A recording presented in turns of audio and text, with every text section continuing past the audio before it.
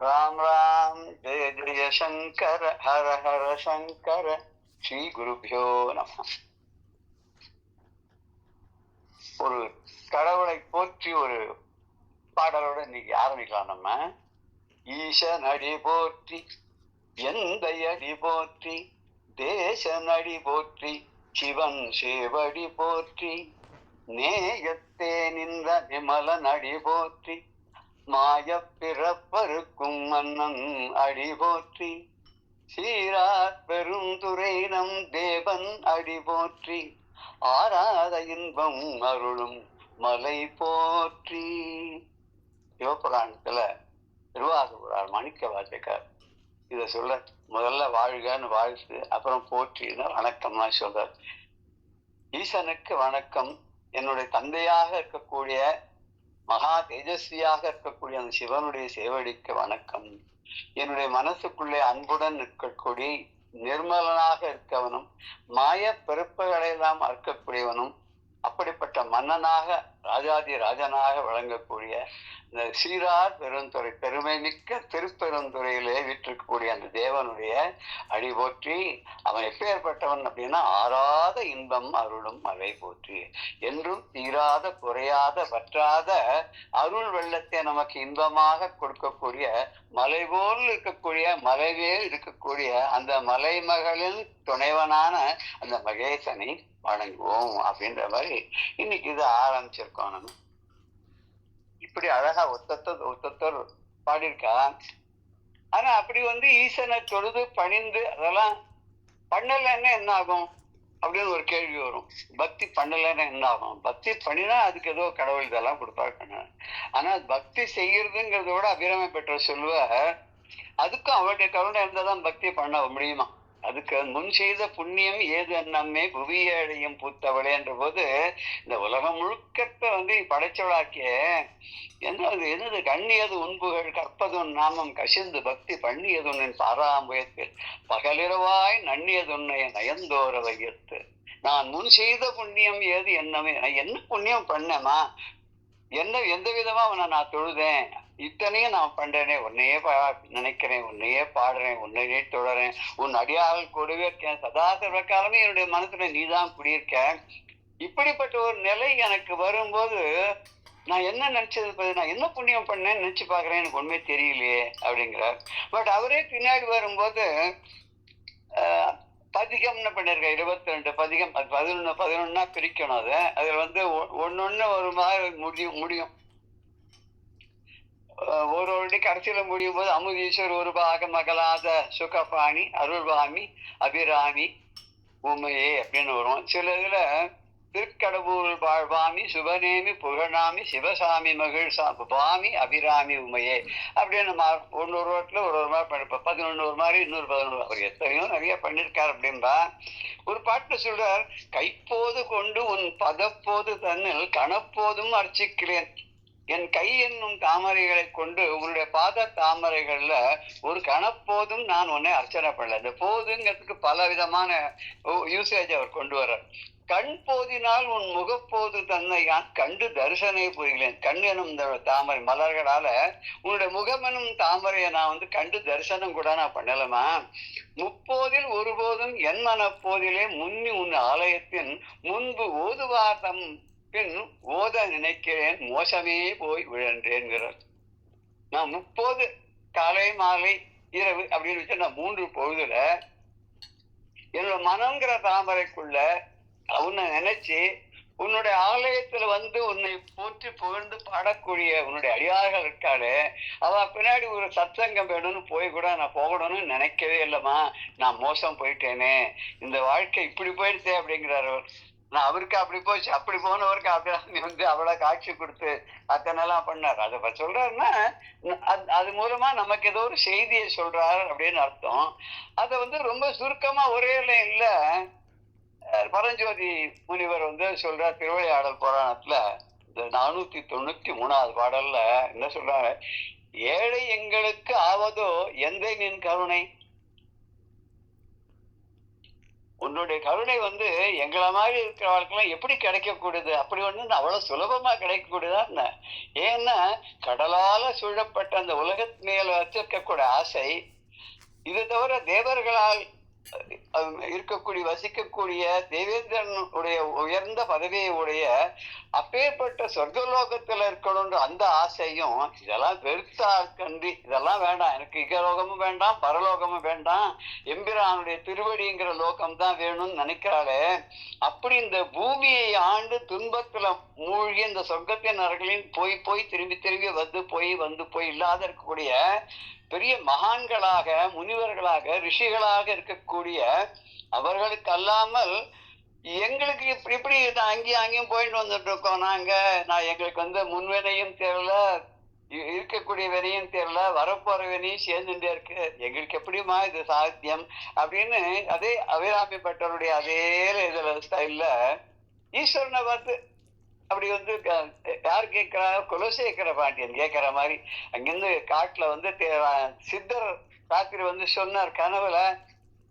அதுபடி என்ன பண்ணா, மறுநாளைக்கு அவர் நேரையே இந்த மாதிரி நீ பண்ணு அப்படின்னு சொன்னார். என்ன அது நேர வந்தவரும் கனவுல வந்தவரும் ஒரே மாதிரி இருக்காருன்னு அவர் என்ன பண்ணா, படை சூழ அமைச்சர்கள் சூழ நேரம் இந்த கதம்ப காட்டுக்கு போனா அந்த இடத்துல இந்த பொற்றாமரை குளத்தை பாக்குறான். அங்க அந்த ஜோதிய ஸ்வரூபமாக இருக்கக்கூடிய சுந்தரேஸ்வரரை அந்த லிங்க ஸ்வரூபமா பாக்குறான்.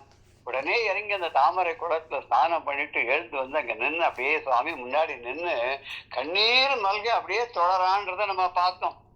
சரணம் மங்கையோர் பங்குரை சங்கரனார் சரணம், சரணம் மங்களமாகிய தனிமுதல் சரணம், சரணம் மந்திர வடிவமாம் சதாசிவ சரணம், சரணம் உம்பர் நாயக பசுபதி சரணம் அப்படின்னு அவன் ஸ்தோத்திரம் பண்ணி பாடுறாங்கிற வரைக்கும் நம்ம பார்த்தோம்.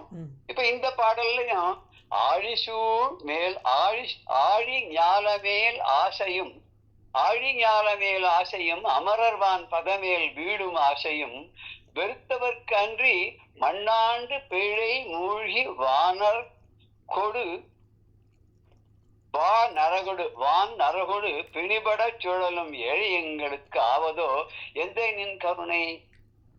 இந்த ஆழி ஞாலமே இந்த கடலால் சூழப்பட்ட இந்த உலகத்தின் மேல கொண்ட ஆசை, அமரர் வான் பதமேல் வீடும் ஆசை, இந்த தேவர்கள் எல்லாம் இருக்கக்கூடிய இந்த சொர்க்கலோகத்தின் மேல அங்கேயும் போயிரு பதவிகள்லாம் வகிக்கணும் அப்படிங்கிற ஒரு ஆசை.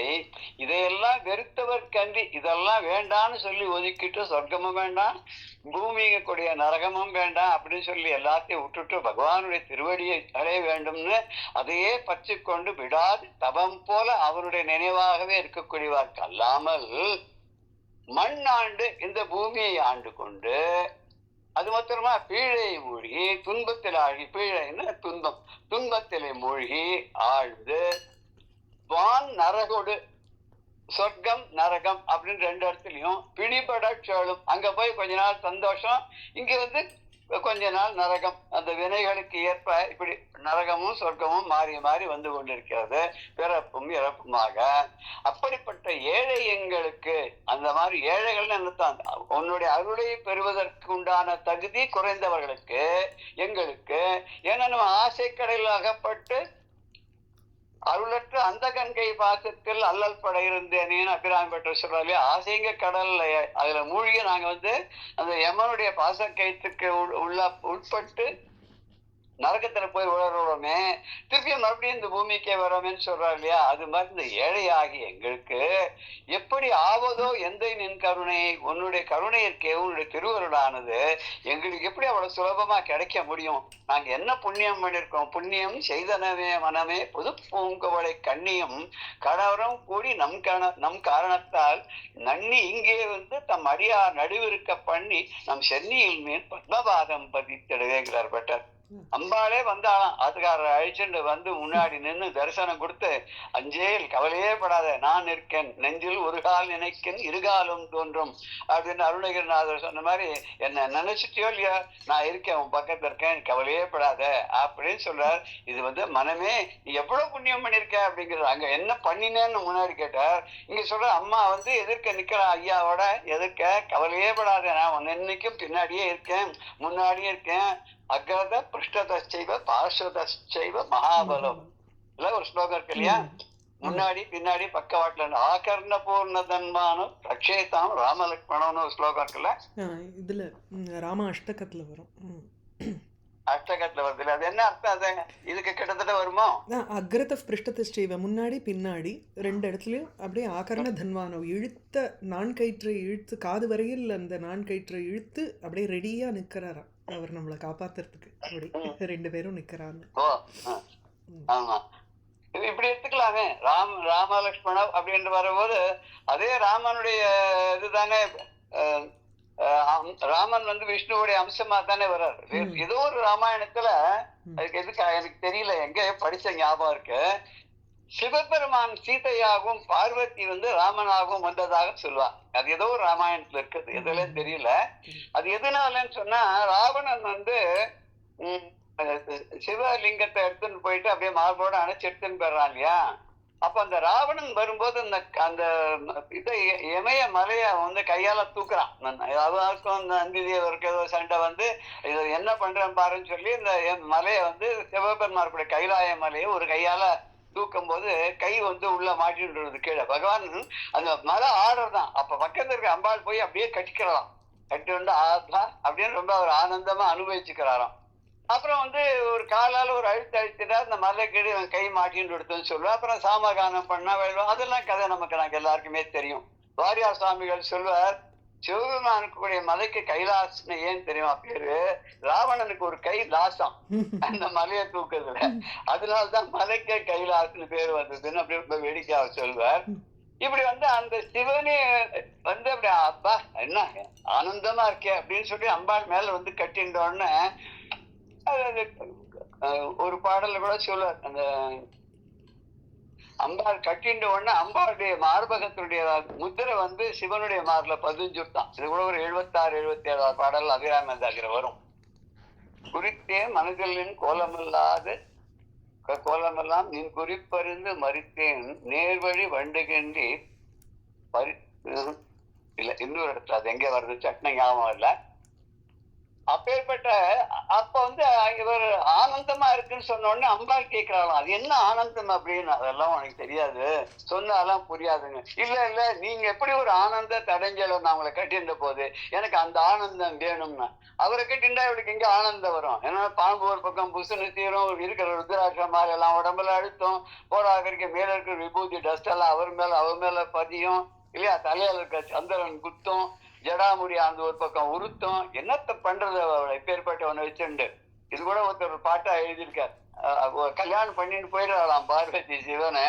அப்புறம் ஒரு நாளைக்கு தனியா வராளாம். வரும்போது அம்மா கேட்கிறாளாம், அப்போதே சொன்னேன்னு கேட்டியா, இப்படி போய் அவனை கல்யாணம் பண்ணிட்டு போய் நிக்கிறியே, உனக்கு நல்ல ஒரு வீடு கிடையாது, நல்ல வந்து அங்கங்க போயிட்டு வரணும்னா ஒரு கம்யூனிட்டி வந்து ஒரு நல்ல வாகனம் கிடையாது, கரெக்ட் மாடு ஒண்ணு, நல்ல ட்ரெஸ் வாங்கி கொடுப்பானு கிடையாது, அதுவும் கிடையாது, அவனுக்கே கிடையாது. அப்புறம் உனக்கு வாங்கி தரத்துக்கு ஒரு நகை கிடையாது, ஆபரணம் கிடையாது, அழகு கிடையாது, வீடு கிடையாது, வெறும் மாடு ஒண்ணுதான் வச்சுட்டு இருக்காம அவனை போய் கல்யாணம் பண்ணிட்டியே, நான் அப்பவே சொன்னேன் வேண்டாம் வேண்டாம்னு கேட்டியா அப்படின்னு பாடம்.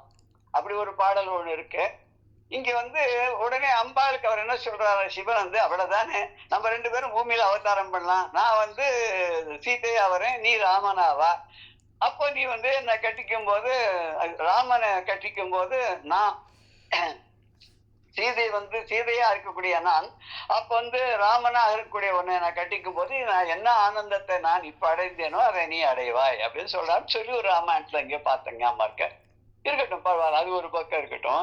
இவர் இங்க என்ன சொல்றாருன்னா, உனது அருள் வேணும்னா நீ முன்னையும் பெண்ணையும் நின்று என்னை காப்பாற்றணும் அப்படின்னு சொன்னா, சதாசார காலமும் உன் கருணையே இல்லாது வேறொன்றும் எனக்கு கிடைக்க கூடாது அப்படின்னு நினைக்கிறதுக்கு ஒரு வழி வேணும்னா என்ன பண்ணோம்னா, இந்த உலகத்தின் மேல இருக்கக்கூடிய ஆசையும் வானாளும் ஆசையும் இந்த பூமியை ஆளக்கூடிய ஆசையும் போயிடணும், எந்த ஆசையும் இல்லாது இருக்கணும், ஆசை என்னும் பாரக்கப்பலில் ஏறக்கூடாது அப்படின்னு. அதாவது தாண்டி விடலாம், கடல் தாண்டி விடலாம், சாரமற்ற சம்சார கடலை தாண்டி விடலாம். இந்த சம்சாரத்துல எந்த கொஞ்சம் கூட சாரமே இல்லை. இதுல கூட பதுகோவிந்தத்தை கூட சாரம் இல்லாத ஒரு இந்த மனித ஜென்ம வாழ்க்கைன்னு ஒரு இடத்துல வரும்னு நினைக்கிறேன். இல்ல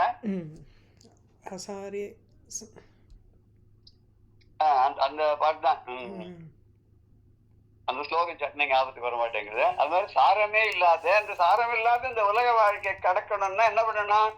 அவனுடைய திருவடிங்கிற கப்பலை பிடிச்சுக்கணும். அதை விட்டுட்டு ஆசை என்னும் பாரக்கப்பலில் ஏறக்கூடாது. அது ஏற்கனவே முன்வினைங்கிற பாரத்தோட இருக்கு. அதுல நம்ம ஆசை கடலா அது இருக்கு, அதுல போய் நம்ம ஏறக்கூடாது அப்படிங்கிற மாதிரி இங்க ஆழி ஞானம் கடலால் சூழப்பட்ட அந்த உலகம். ஞானம்னா உலகம். மலை ஞானம் அப்படின்னா என்ன தெரியுமா? மலையால் சூழப்பட்ட ஞானம்னு தேசம், அதுதான் மலையாளம். மலையாள தேசம் கேரளம் சொல்றோம் இல்லையா, அதுக்கு அதான் கேரளா கேரளம்னு மாத்தி விட்டாவ. இதுக்கு ஒரிஜினல் பேர் வந்து மலை ஞானம். அதனாலதான் மலை ஞானம்ங்கிறது அப்படி மருவி மலையாளம் அப்படின்னு ஆயிடுச்சு. மொழிக்கும் மலையாள மொழி அப்படின்னு ஆயிடுச்சு இல்லையா. வான் பதம்னா தேவர்கள் இருக்கக்கூடிய அவர்கள் வகிக்கக்கூடிய பதவி. மண் ஆண்டு, மண்ணுன்னு பூமி, மண்ணால் ஆகிய பூமி ஆகு பெயர். இந்த பூமியை ஆட்சி செய்யறது. அப்புறம் வான் நரகு, நரகம் பூமி, பூமி நரகம். இப்படி நரகத்துக்கும் சொர்க்கத்துக்கும் நரகத்துக்கும் சொர்க்கத்துக்கும் மாத்தி மாத்தி, அதாவது ரெண்டுமே நரகமும் சரி சொர்க்கமும் சரி இந்த பூமியிலே தான் இருக்கு அப்படின்னு சொல்லி பெரியவாள்லாம் கூட சொல்றான். ஏன்னா இங்கேதான் துன்பத்தையும் அனுபவிக்கிறான், இங்கேதான் இன்பத்தையும் அனுபவிக்கிறான். இதுக்கெல்லாம் என்ன காரணம்னா முன் செய்த பாவமோ புண்ணியமோ அப்படிங்கிறதுனால. இப்பேற்பட்ட அந்த சிவனார் இருக்காரு, அவர் ரொம்ப சாதாரணப்பட்டவர் நினைக்க வேண்டாம்.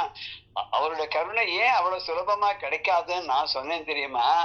அவரை அடையணும்னு, அவரை பார்க்கணும்னு, அவருடைய திருவடியை தரிசனம் பண்ணணும் அப்படின்னு சொல்லிட்டு ஒரு சபதத்தை எடுத்துட்டு இருக்கான். வேதங்கள்லாம், இந்த வேதங்கள்லாம் என்ன பண்ணிட்டேன்னா தினம் தினம் கொஞ்சம் கொஞ்சமா விருத்தி ஆகிறதா. விருத்தி ஆகிறதுன்னு நிறைய பேரை போய் சேர்ந்து அடையிறதுன்னு அர்த்தம்.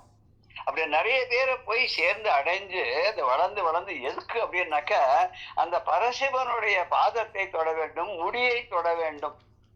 இவன் வந்து ஆதியும் அந்தமும் இல்லாத அந்த வேந்தனாகிய அந்த இறைவனை அவனுடைய பாதத்தையும் திருமுடியையும் தரிசிக்க வேண்டும், தொட வேண்டும் அப்படிங்கிறதுக்காக நின்றுண்டே போறான். ஆனா இது நீள அவனும் நின்றுட்டே போறான். அவன் திருவிக்கிரமன் மாதிரி எப்படி மகாவிஷ்ணு மகாபலி முன்னாடி நின்னாரோ அதே மாதிரி ஜோதி சுரூபமாக திருவண்ணாமலையில நின்னார் இல்லையா. அவர் பாட்டு ஜோதி வளர்ந்துட்டே போறது. நம்ம கூட பார்த்துருப்போம் ஹோமகுண்டத்துல நெய் விட விட விட அது இந்த ஆகுதியினால என்ன ஆகும்னா அப்படியே அந்த நெருப்பு அப்படியே மேல வந்து தணல் அப்படியே உயர்ந்து வரும். 2 அடி 3 அடி 4 அடி 5 அடி வரைக்கும் கூட போவோம். பயமா இருக்கும் நமக்கே. சில பேர் கூட அதுல வந்து போட்டோ எடுத்து காமிப்பா. எந்த தெய்வத்தை குறித்து அந்த ஹோமமோ யாகமோ செய்யப்பட்டதோ அந்த தெய்வத்தினுடைய பிம்பத்தை நம்ம அதுல பார்க்க முடியும் அப்படின்னு சொல்லுவா. ரொம்ப ஸ்ரத்தையோட பண்ணின யாகமா இருந்தது, ஹோமமா இருந்ததுன்னா அதுல பார்க்கலான்னு கூட சொல்லுவா.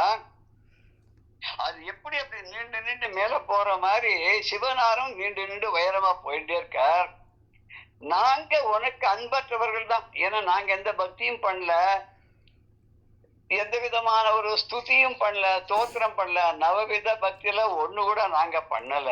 ஆனா கூட நீ என்ன பண்றது மொழியா அன்பு பெருகும்படி எமக்கு அருளி எங்கள் மேல ஒரு கருணையை கொண்டு ஏதோ ஒரு காரணத்துக்காக எங்க மேல நீ ஒரு அன்பை செலுத்தி நாங்க உனக்கு முன்னை நெருங்காவிட்டாலும் நீ வந்து எங்களை நெருங்கி வந்து என் குலம் முழுவையும் நீ வந்து ஆட்கொண்டு.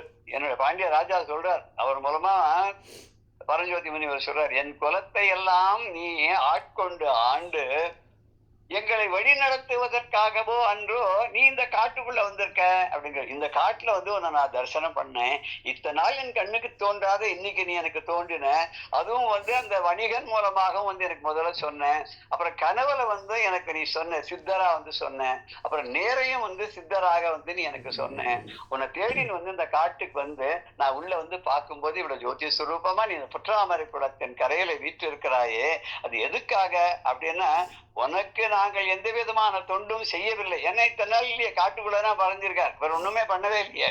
உன்னை வந்து அண்டி நாங்கள் எதுவும் செய்யவில்லை என்றாலும் உன்னிடம் அன்பு அற்றவர்களாக நாங்கள் இருந்தாலும் நீ என்னுடைய குலம் முழுவதையும் அப்படியே ஆட்கொண்டு என்னமா எங்களை வந்து நீ ஆண்டு கொண்டு எங்களுக்கு அத்தனை சுகங்களையும் நீ கொடுத்திருக்க, அத்தனை நன்மைகளையும் பண்ணியிருக்கிறாய், எங்களுக்கு எவ்வளவு வசதிகளை எல்லாம் செய்து கொடுத்திருக்கிறாய், இந்த பூமியை ஆளும்படியான பெரிய பாக்கியத்தையும் நீ கொடுத்திருக்கிறாய், அதற்காகத்தான் இந்த காட்டுக்குள்ள விட்டு இருக்கிறாயா அப்படின்னு கேட்கிறவா இந்த பாடல் இருக்கு. சூழதாமரை சென்னியும் தொட தொட நீண்ட நீள நீ உனக்கு அன்பிலின் ஆயினும் நீயே மூல அன்பு தந்து எம் குடி முழுதும் பணி கொண்டு ஆளவே கொலி கானகத்து அமர்ந்தனை என்னான். சூழ தாமரை சென்னியும் தொட தொட நீண்ட நீள நீண்ட நீள நீண்டு நீள நீண்ட நீள நீண்ட நீள நீயும் நீ உனக்கு அன்பிலன் ஆயினும் நீயே மூல அன்பு தந்து எம் குடி முழுதும் பணிகொண்டு ஆளவே கோலி கானகத்து அமர்ந்தனே என்ன. நீ இந்த கானகத்தில் அமர்ந்தியப்பா. சூழ தாமரை, இந்த தாமரை உடைய தாமரை தாமரை போன்ற பாதங்களை உடைய ஏ பரமேஸ்வரா, உன்னுடைய சென்னியை தொட, உன்னுடைய தலையை தொட வேண்டும் அப்படிங்கிறதுக்காக நீண்ட நீண்ட எது நீண்டு நீண்டு வருது, எது வருது? மறை. சூழதாம் மறை, அப்படி பிரிக்கணும். சூழதாம் மறை, அந்த மறைன்னா வேதம். மறைந்திருக்கப்பட்ட பொருள்கள் எல்லாம் மறைத்து வைக்கப்பட்டு சொல்லியிருக்கிறதுனால மறைபொருளா இருக்கனால மறைன்னு பேரு. சூழதாம் மறை சென்னியும் தொட தொட நீண்ட, உன்னுடைய தலையை தொட வேண்டும் பார்க்கணும் அப்படின்னு சொல்லி வேதத்துடைய முடிவு தானே. ஆரம்பம் முடிவு நடு எல்லாமே அதுதானே. அம்பாள் சொரூபமாக பட்டர் சொல்றாரு, சிவன் தான் அப்படின்னு சொல்றாரு, நாராயணன் சொல்றாரு, ஏதோ ஒரு பேர்ல சொல்றாரு, ஒரே கடவுள் தானே, பரம்பொருள் தானே. அப்படிப்பட்ட ஒரு தலையை தொட வேண்டும், உன்னுடைய அந்தத்தை பார்க்க வேண்டும் அப்படிங்கிறதுக்காக வேதம் நீள நீள அது நீண்டு நீண்டு போக நீ என்ன பண்றதுன்னா உனக்கு அன்பிலன் ஆயினும் அந்த வேதங்கள் தொட்டுதானே இன்னும் தொடவே இல்லை. அது இன்னும் நின்றுட்டே இருக்கு, நீயும் நின்றுட்டே தான் இருக்க. நாங்களோ உனக்கு அன்பிலன், அது அன்போட உன்னை தேடின்னு வருது. நாங்க உன்னை தேடின்னு கூட வரல. இத்தனை நாள இந்த கானகத்துக்குள்ள நீ எப்படி இருந்துட்டு இருக்க, அந்த இருட்டுக்குள்ள அந்த வனத்துக்கு நடுவில் இருக்க, எந்த விதமான ஒரு போற்றுதலோ துதியோ பூஜையோ புனஸ்காரமோ இல்லாத நீ இருந்துட்டு இருக்கே. அப்படி இருந்தாலும் கூட உனக்கு அன்பிலன் ஆயினும் நீயே மூல அன்பு தந்து, நீயே என்ன பண்றன்னா பெரிய அன்பை எங்களுக்கு தந்து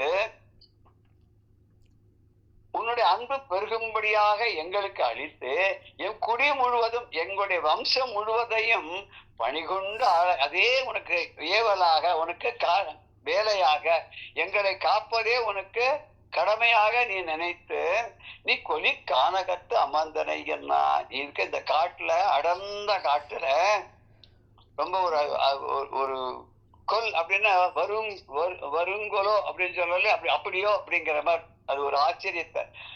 கொல் கானகத்து அமர்ந்தனைன்னா என்னது இது? இந்த காட்டுல நீ இப்படி அமர்ந்துக்கானே, இதுக்கு இதுதான் காரணமா அப்படின்னு இந்த பாடல்ல கேட்கிறார். சூழ் அப்படின்னா சூழ் தாம் மறை, அங்க அப்படி பிரிக்கும் போது சூழ்னா சபகம் பண்றதுதான். சூழ் உரைத்தல் சொல்றாள் இல்லையா, சபகம் போட்டா சூளுரைத்தான், இந்த காரியத்தை நான் முடிச்சே தீருவேன் அப்படின்னு ஒரு சூளுரைக்கிறதுன்னு சொல்லல. அப்படி சூழ் உளதான் மறை, அங்க சூழ தாமரை அங்கதான் எப்படி பிரிக்கணுமா, சூழ் உளதாம் மறை, அதான் சபதத்தை உடையதாக இருக்கக்கூடியது அந்த மறை.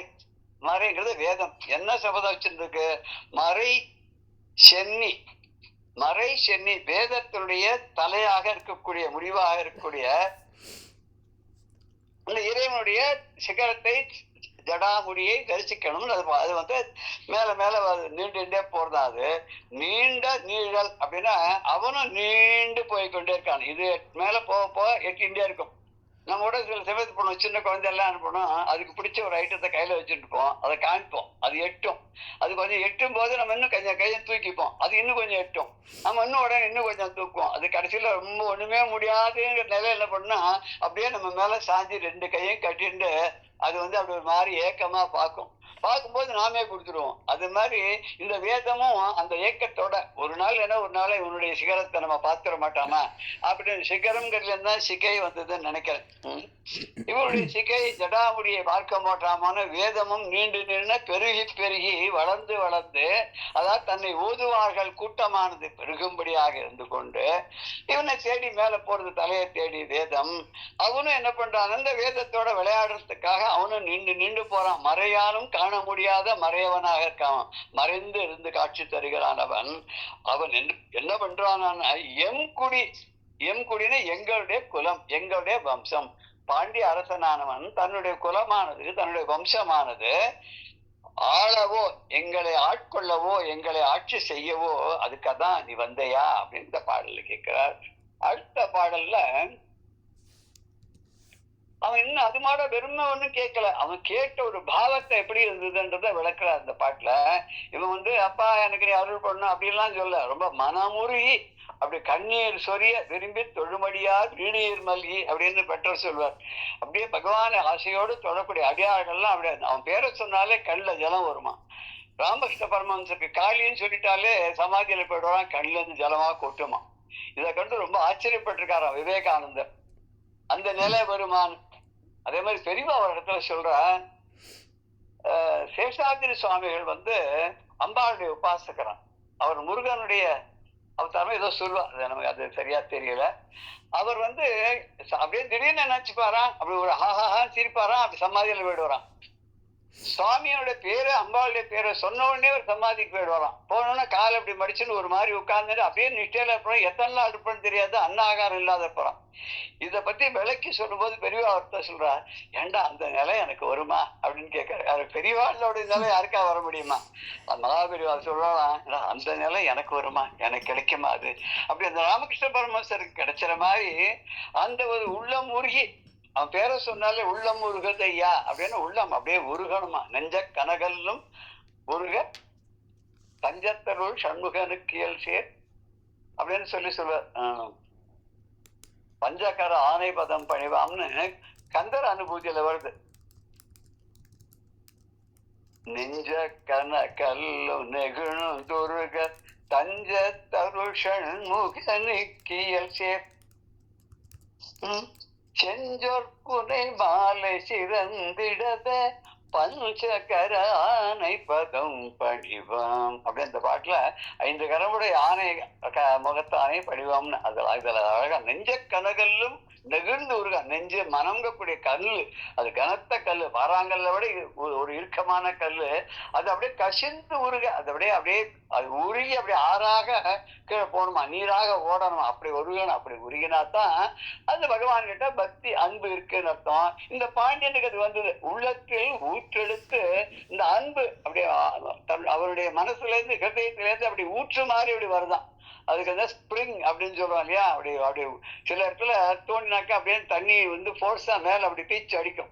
நம்ம இதுல பாக்கலாம், போர்வெல் எல்லாம் போடும்போது இப்பெல்லாம் 1000 அடிக்கு கேடுதான் போறான். ஏன்னா பக்கத்துல அப்பார்ட்மெண்ட்ஸ் எல்லாம் 8 மாடி 10 மாடி போய் இப்ப 20 மாடி 30 மாடி வந்துடுது இல்லையா. அப்படி வரும்போது போர்வெல் போடுறச்ச என்ன ஆகுது, எனக்கு கீழே அப்படி தோண்டிண்டே போயிட்டே இருக்கும். ஒரு பர்டிகுலர் ஸ்டேஜ் பீரிட்டு ஜலம் அப்படி மேல ஓங்கி ஓன்னு வரும். ஒரு 50 அடி உயரத்துக்கு பாயும். ஆஹா தண்ணி கிடைச்சுடுத்து அப்படின்னு சொல்லி அந்த இடத்துல நிறுத்தி வெள்ளம் பண்றா இல்லையா. அது மாதிரி இங்க உள்ளத்துல அப்படி ஊற்று மாதிரி பெருகி ஆறாக பெருகிறதா அந்த அன்பு. அந்த அன்பானது 2 கண்ணுலயும் அப்படியே பெருகி ஆனந்த கடலா போய் அடையிற மாதிரி நதி மாதிரி வரதான். அது 2 கண்ணுல இருந்தும் அப்படி சொரிந்துடன கீழே விழ பெருக அது ஆனந்த கண்ணீர் ஆகி அப்படிப்பட்ட நதியோடு சிவானந்தம்ங்கிற கடல்ல போய் முழுகிறதாம். இந்த ஆனந்தம்ங்க கூடிய அந்த கண்ணீர் ஆனது சிவானந்தம்னு சொல்லக்கூடிய கடலாகிய அதுல போய் சேரதான். இதுல கூட சொல்றா இல்லையா, பக்திங்கிறது எப்படி இருக்கணும்னா சிவானந்த ஒரு ஸ்லோகம் வருது இல்ல, நிஜ பக்தி எப்படி இருக்கும்ன்றது எனக்கு தெரியல. இது I think you have said once, ஒரு தடவை சொல்லிருக்க. அந்த ஏதோ ஒரு மரத்துடைய விதை எப்படி போய் அந்த அங்கோலம் நிஜ பீஜ சந்ததி ரயமா, அங்கோலம் நிஜ பீஜ. ஆமா, அது சொன்னா அதுக்கு கரெக்டா இருக்குமே, சொல்லலாமே. ஓ ஷூர் ஷூர். அங்கோலம் நிஜ பீஜ. அதுல நதி வல்லபம் எப்படி அடையறதோ கடல் அடையற மாதிரி வல்லபம்னு வரும் அந்த இடத்துல. அது can you just explain? Oh sure. அங்கோலம் நிஜபீஜ சந்ததி ரயம் அயஸ்காந்தோபலம் சூச்சிகா சாத்வி நைஜ விபும் லதா க்ஷிதிருஹம் சிந்துஹு. ஒரு நிமிஷம் நான் பார்த்து எடுத்துடுறேன். அதாவது ஒன்னொன்னும் டக்குன்னு வர மாட்டேங்குது. தானே போய் அது சேர்ற மாதிரி இல்லையா? ஆமா ஒரு 5 எக்ஸாம்பிள் கொடுக்குறார்.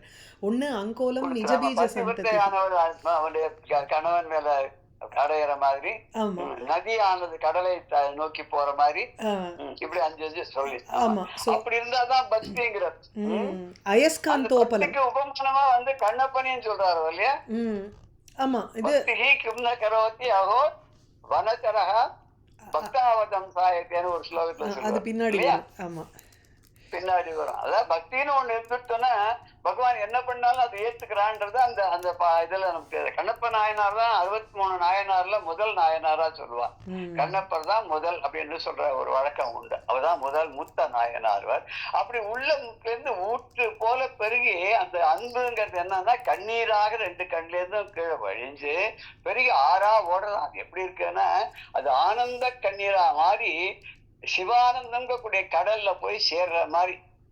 அப்படிப்பட்ட ஒரு அன்போட கூடி மேம்பட்ட அன்போடு அந்த உண்மையான அன்போடு வலம் வந்து உன்னை வலம் வந்து அந்த ராஜா என்ன பண்ணான்னா துன்பம் நீங்கினவனாகிய மனசுல இருந்த கலக்கங்கள்லாம் போய் துன்பங்கள் துயரங்கள்லாம் போய் ரொம்ப பெருத்த ஒரு மகிழ்ச்சியோட அந்த பாண்டிய ராஜாவானவன் என்ன பண்ணான்னா அந்த அந்த வெளியிலே அந்த சோமசுந்தர கடவுளை தன்னோட அமைச்சர்களோடு தரிசனம் பண்ணிட்டு வேற ஒரு இடத்துல வந்து உட்காரலாம்.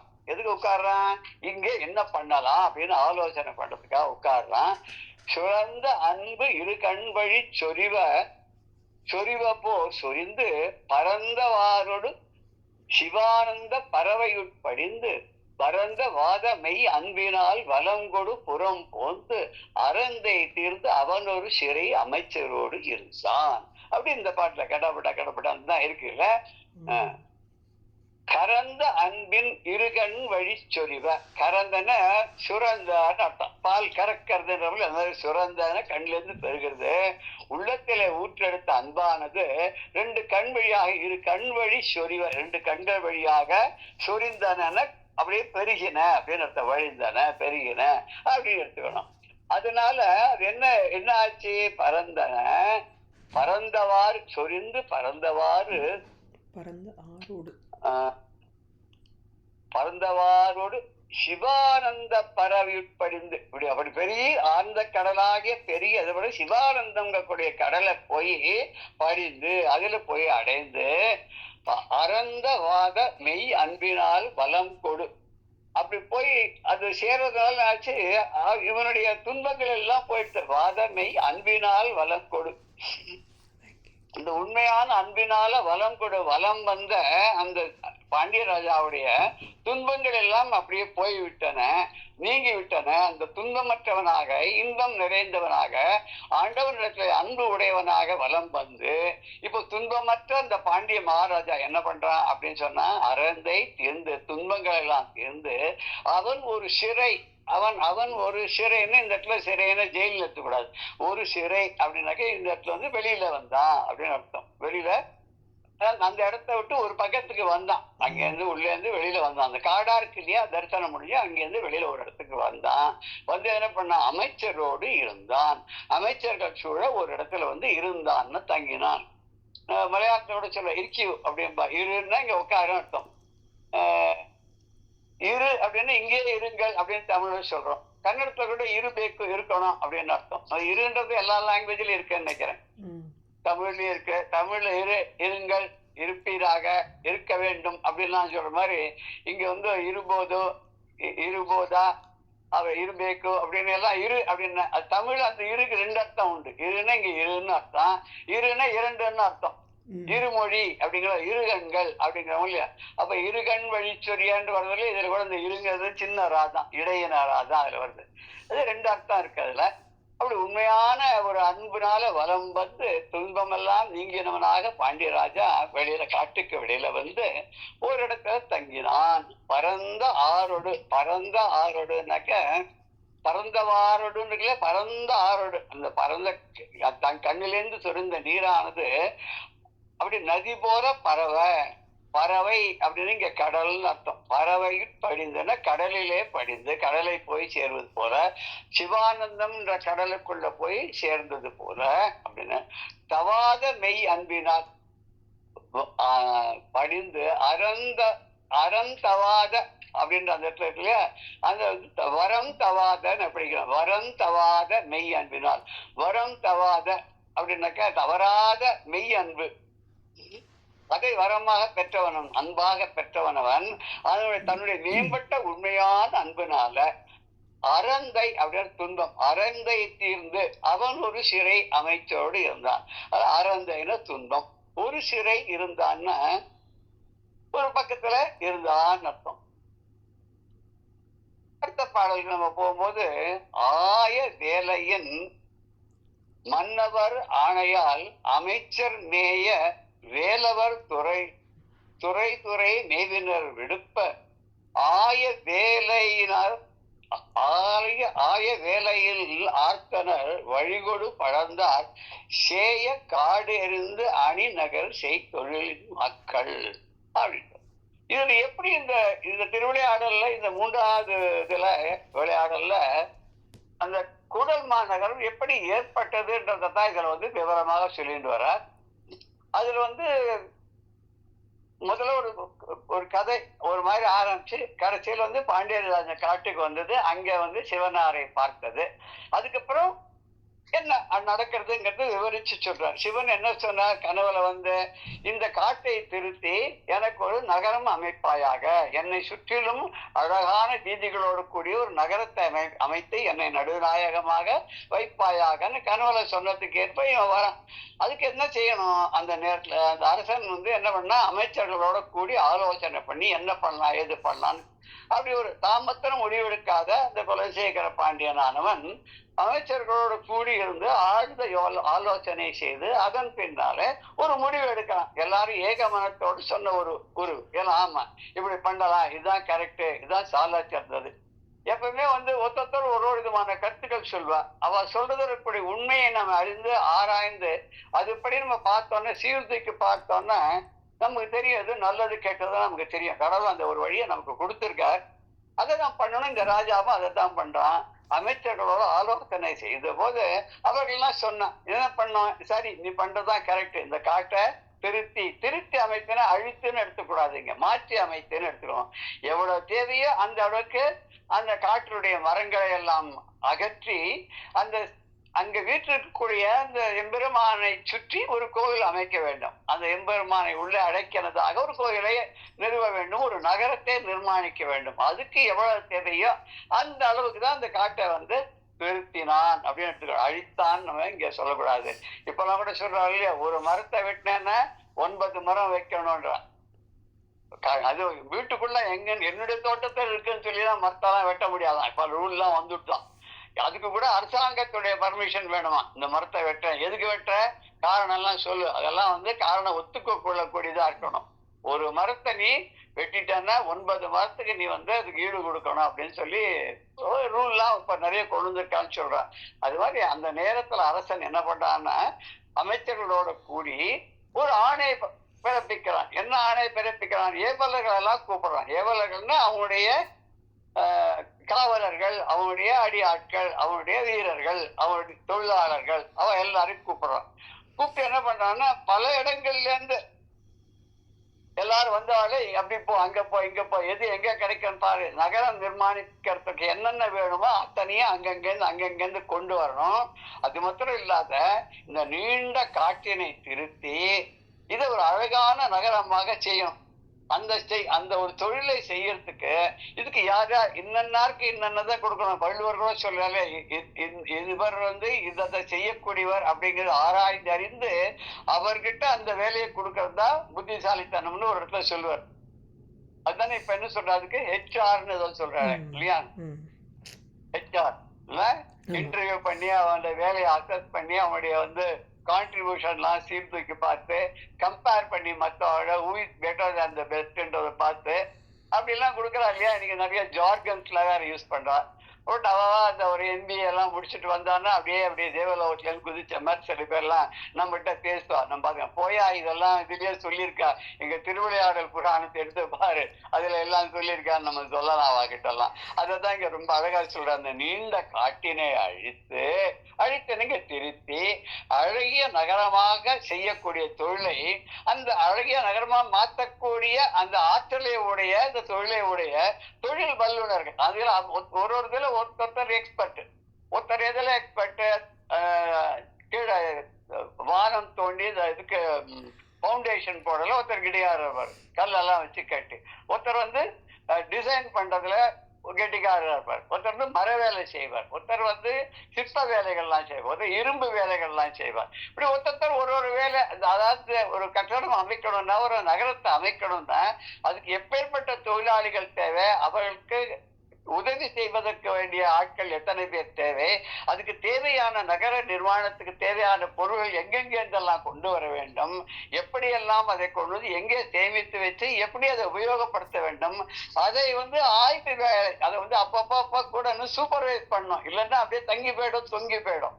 அது இல்லாத அந்த வேலை ஒழுங்கான குறித்த நேரத்துல குறித்த அளவுக்கு அது முன்னேற்றம் கண்டிருக்கான்னு பார்த்து அதை வளர்க்கக்கூடிய அளவுல அதை நன்றாக உருவாக்கி கடைசியில நம்மளாம் வீடு கட்டி முழுக்க கடைசியில கிரக பிரவேசம் பண்ற மாதிரி ராஜா இந்த நகரத்தை திறந்து வச்சு அவர் அந்த இடத்துக்கு குடிபெயர்வார். தன்னுடைய மனவூர்ல இருந்து இந்த இடத்துக்கு அவர் வருவார். அதான் அவருடைய எண்ணம் கருத்துல. அப்படிப்பட்ட தொழிலுடைய வல்லுநர்கள்லாம் அப்படி பரந்த கடல் போல வந்துட்டாளா. ராஜா ஆணை போட்ட உடனே ஆளாளுக்கு அந்த காலத்துல சொன்னா உடனே செஞ்சிடுவார்ல. அதெல்லாம் ராஜா சொன்னதுதான், அதுக்கு மேல அப்பீலே கிடையாது. வந்தாச்சு அவ்வளவுதான். எல்லாம்னா அவெல்லாம் வந்தாலாம். வர்றதெல்லாம் எப்படி இருந்ததுன்னா கடல் அலை வர மாதிரி ஒலியோட இருந்துதான். அப்படி அது அந்த இடத்த நெருங்கத்துக்கு உண்டான வழிகளை எல்லாம் முதல்ல அமைச்சார்கள்.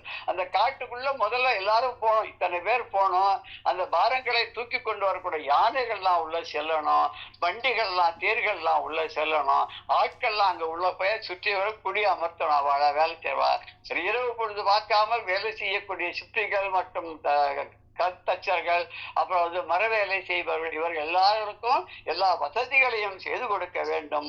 அதுக்கு உண்டான வழியெல்லாம் அமைச்சு ராஜா அதுக்கு ஏற்பாடு பண்ணினான். அரசு இந்த அமைச்சர்களோட கூடி இந்த ஏற்பாடுகளை எல்லாம் பண்ணினான். இந்த பாடல்கள் சொல்றார். ஆய வேலையின் மன்னவன் ஆணையால் அமைச்சர் மேய வேலவர் துறை மேவினர் விடுப்ப ஆய வேலையின் ஆர்த்தனர் வழிகொழு படர்ந்தார் சேய காடிருந்து அணிநகர் செய்துடன் மக்கள் அப்படின்னு சொல்லி இந்த பாடல்ல என்னென்ன ஒரு இந்த வார்த்தைகள் வந்திருக்கு அப்படின்னு பார்த்தோம்னாக்க, ஆய வேலைன்னு அதுக்கு உண்டான வேலை, அப்பொழுது அதாவது சரியான நேரம் அப்படின்னு எடுத்துக்கலாம்.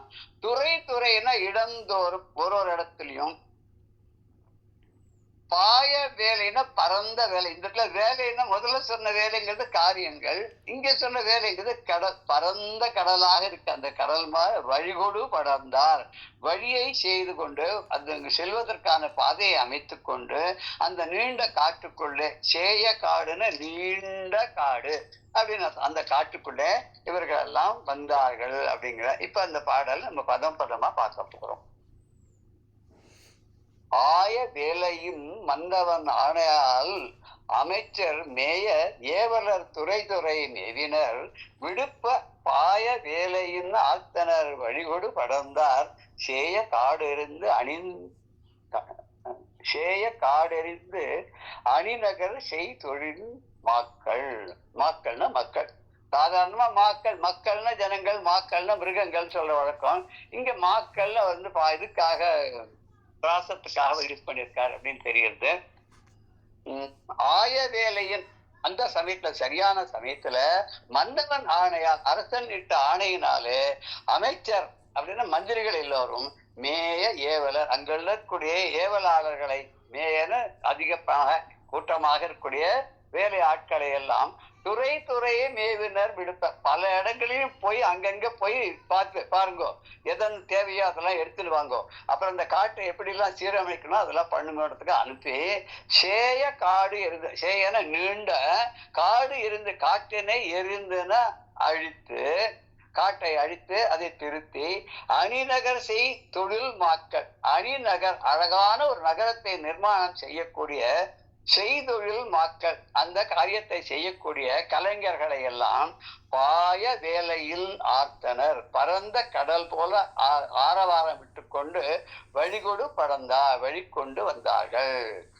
அந்த அந்த ஆட்கள் எல்லோரும் அழகாக அந்த இடத்துல பாய்ந்து வந்தார்களாம். அப்படி ஆசையோட வந்தார்களாம், அவ ஆவலோட ஈடுபாட்டோட வந்தார்களாம். அவ வந்தது எப்படின்னா அலைகடலே வந்தாற் போல, இந்த பெரிய கடல், பரந்த கடலானது அலையோடு கூடியதாக ஒலித்து கொண்டு வருவது போல இவர்கள்லாம் ஆரவாரம் விட்டு கொண்டு வழிகொடு படர்ந்தார்கள். அந்த வழியை எடுத்துக்கொண்டு அந்த வழியாகவே அவர்கள் படர்ந்தார்கள். அப்படின்னு சொன்னாக்க படர்ந்தார்கள்னு இப்ப கொடி படர்றதுன்னு சொல்றோம். கொடி படர்றதுன்னு அர்த்தம் அது ஒரு மேல் நோக்கி படர்கிறது, மேல் நோக்கி வளர்கிறதுன்னு அர்த்தம். படர் தாமரைன்னு கூட நம்ம கேள்விப்பட்டிருக்கோம் இல்லையா? படர் தாமரைன்றது ஒரு விதமான ஸ்கின் ப்ராப்ளம், அது கூட சொல்லுவோம் படர் தாமரை அப்படின்ற ஒரு இது. அது தாமரை மாதிரியே அப்படியே படர்ந்துட்டே வருமா, சுத்தி சுத்தி சுத்தி சுத்தி வருமா. இந்த இலை கூட படர்ந்துருக்கும். எப்படின்னாக்கா தண்ணி மேல சில இலைகள்லாம், சில செடிகள்லாம் தாவரங்கள்லாம் தண்ணியில வளரும் இல்லையா, அவை எப்படி படர்ந்து போறோமோ இவர்கள் கடல் அலைமாய் படர்ந்து வந்தனர், ஆர்த்து ஒலி செய்து வந்தனர். அடுத்த பாடல் நம்ம அடுத்த செஷன்ல பார்க்கலாம். ஜெய ஜெய சங்கர், ஹர ஹர சங்கர், ஸ்ரீ குருபியோ நமः. ராம் ராம்.